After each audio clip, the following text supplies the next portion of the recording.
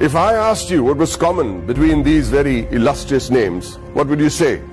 Mr. Kumar Mangalam Birla, Mr. Motilal Oswal, Mr. Suresh Prabhu, Mr. Shekhar Kapoor, Mr. Piyush Goyal, Rakesh Jhunjhunwala. What do you think is common between these people from very diverse walks of life and professions? Two letters, two simple letters, C and A. Two letters so powerful that if you join them and put them before a name, it not only becomes a professional qualification, but it represents willpower, dedication, intelligence, and the ability to march on come what may. To the rest of the world, these two letters mean chartered accountant. But to me, it means something completely different. Committed achievers. Let me tell you a story about a committed achiever. A young girl was wrongly prescribed penicillin for a common cold. What happened was that she became visually impaired. A 9-year-old became blind. She decided to become a chartered accountant. Her name was Rajni Gopal. So what if she was visually impaired? The world may think of it as a handicap, but she did not. In another story, the daughter of a man who sold coffee outside Borivali railway station on a bicycle decides to learn English in the 7th standard. And she fails. Tries again, fails again. She goes on to become a chartered accountant. Did she ever think that language would be a barrier? She did not. Did she ever think that her financial status would be a barrier? She did not. All she wanted to do was become a chartered accountant, a committed achiever. The only place where achievement comes before commitment is in the dictionary. It was this commitment to achieve that led to the formation of this organization that would change the economic structure of this country forever. ICAI, the Institute of Chartered Accountants of India. The leaders of this nation were visionaries. They knew the role chartered accountants would play in developing the country, which is why on the 1st of July 1949, a year even before the Constitution of India was formalized, an Act of Parliament gave birth to ICAI. Today, ICAI counts itself amongst the oldest professional institutions in the country. Born as a regulator of accounting profession to aid the economic growth of the nation, it is the second largest professional accounting and finance body in the world in terms of members, with a current roster of about 2.5 lakh members and counting as I speak, with a presence of about 71,000 female chartered accountants and 3.5 lakh girl students. ICAI holistically carries the mission of transforming the nation from women's development to women-led development. During its eventful journey of 70 years, ICAI has become an integral part of the Indian economy, taking it on the path of the fastest growing economy in the world. With its emphasis on financial reform, ICAI radiates with shining milestones that stand as the acknowledged cornerstone of India's economic growth. In the year 1956, chartered accountants were recruited for the first time in the commercial audit branch of CA&G. Many of you may not be aware that many accountants were part of the Indian freedom struggle, like First Lady Auditor C.A.R. Sivabhogam, who participated in non-cooperation movement on the call of the father of our nation, Mahatma Gandhiji. She was also imprisoned for a year. Recognizing ICAI's strong regulatory framework, the High Courts acknowledged Council's strict disciplinary mechanisms in 1961. In 1964, the Council of the ICAI submitted its pre-budget memorandum for the first time. The memorandum contained useful suggestions for reorientation of taxation policies and procedures to the Finance Ministry. The process was so helpful that it is being practiced ever since. In the 70s, the ICAI started rendering free advisory services to SMEs and small taxpayers on maintenance of accounts, tax paying and other financial matters. Not only did it enhance the financial literacy of businessmen and citizens, more importantly, it started the industrial growth in the country. It also collaborated with the government to enlarge the scheme of scholarships. With all humility, I wish to mention that in the year 1972, ICAI members had provided pro bono professional services to the heirs of the Jawans and officers of the armed forces who sacrificed their lives in the war. Complete exemption from tuition and registration fee of the institute was also granted to the children of Amar Jawans and officers.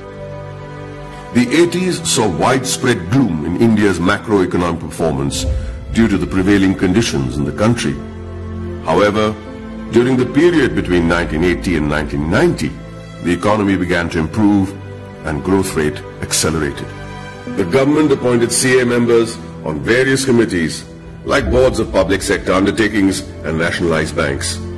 The government also appointed ICAI as an expert and independent advisor on company law, fiscal and various other committees. The corporate sector, the public sector corporations, cooperative societies and public trusts were brought under the accounting discipline by legislation. In the 90s, sales tax audit was introduced in many states, which was a direct result of ICAI's efforts to showcase the role played by the CA community. ICAI developed a research center in the form of a non-profit company to be named as Accounting Research Foundation. It was during this time that the government recognized the ICAI as the sole recommendatory body for setting accounting standards in the country. 2000 and onwards marked the period when many MRA MOUs had been signed with many international bodies such as ICAEW, CPA Australia, Ireland, CICA, etc. ICAI was granted recognition by IGNOU as a research center for the benefit of its members and employees to pursue doctoral research from IGNOU. eSahayata was launched as an electronic service for members and students of ICAI to provide prompt services against their queries, complaints and grievances. In 2007, ICAI decided to recognize the CA leaders in industries, which gave birth to a glittering awards function. In 2009, ICAI was awarded the Recognition of Excellence Award by the then President of India, Srimati Pratibha Patil.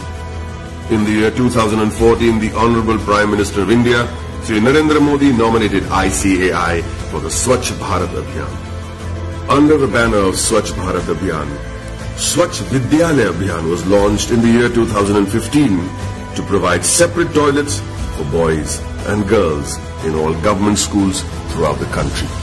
ICAI undertook a pilot study for the Indian Railways. The in-depth cost analysis helped in streamlining the running of the railways. Considering the importance of the legislation, namely black money, and the imposition of Tax Act 2015, CBDT decided to go all out and conduct workshops with ICAI to clarify any doubt the assessees may have had. ICAI was chosen as the preferred institution to partner with the Government of India to create awareness and maximize the potential of the Income Declaration Scheme 2016. ICAI, jointly with the Ministry of Finance and the Ministry of Commerce and Industry, organized events at more than 470 locations across the country. It was attended by more than 42,000 citizens, including chartered accountants, company secretaries, advocates, and members from trade and industry. ICAI's contribution to the scheme was acknowledged by Shri Arun Jaitley, Honorable Minister of Finance and Corporate Affairs. For the benefit of its members, ICAI established the Indian Institute of Insolvency Professionals of ICAI. ICAI extended its technical and infrastructural support towards the accounting reforms of various government offices. This meant moving from cash to accrual system of accounting after assessing the tremendous positive impact on national financial reporting.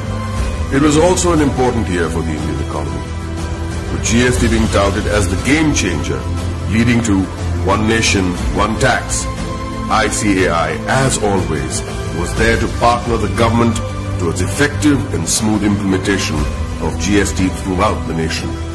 As a result, ICAI and CA members became a proud knowledge partner for GST success. For a clearer understanding of GST, ICAI carried out more than 3,000 programs benefiting more than 2.5 lakh participants. ICAI also established GST Sahayata desks all across the country to facilitate small businessmen, traders, shopkeepers and the public at large. ICAI has created a milestone by launching various incubation centers. In line with the Prime Minister's vision to support startups, ICAI is providing massive platforms to help CAs start their businesses.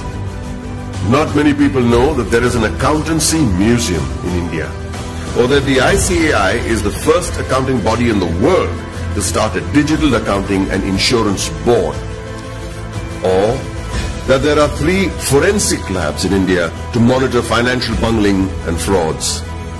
With this, the ICAI is keeping its eyes and vision firmly on the future. The ICAI has a very strict code of ethics. Its motto is taken from the Upanishads, Yayeshu Sapteshu Jagriti, which translates as the one that is awake in those that sleep. Here's to the guardians who stayed awake and protected us while the rest of us slept. I'd like to salute this institute for the work it has done in the past 7 decades and wish them the very best in the years to come.